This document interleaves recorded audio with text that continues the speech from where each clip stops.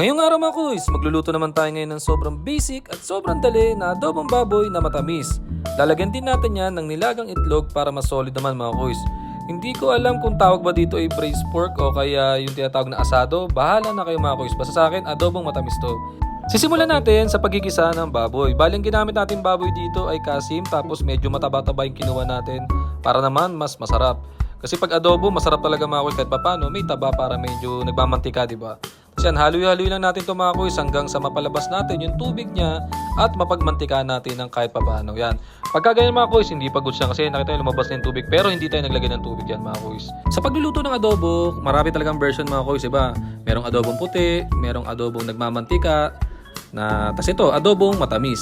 So para sa akin mga kuys, pag talagang adobo, talagang kung ano yung preference nyo, gawin nyo. Kasi minsan masarap naman talaga kumain ng medyo manamis-namis na adobo lalo sa mga bata mga kuys. Gustong gusto nila yan.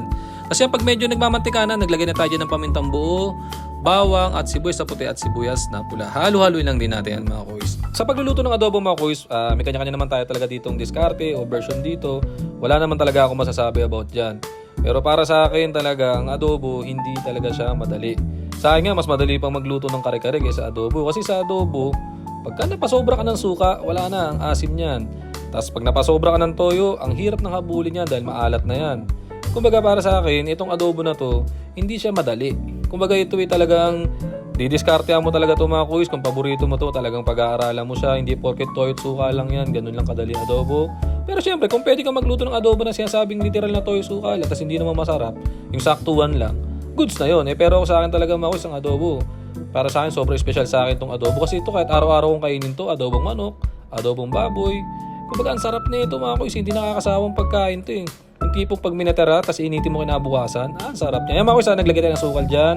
Kasi nga adobong matamis yung gagawin natin. Tapos naglagay tayo ng maraming tubig mga kuys.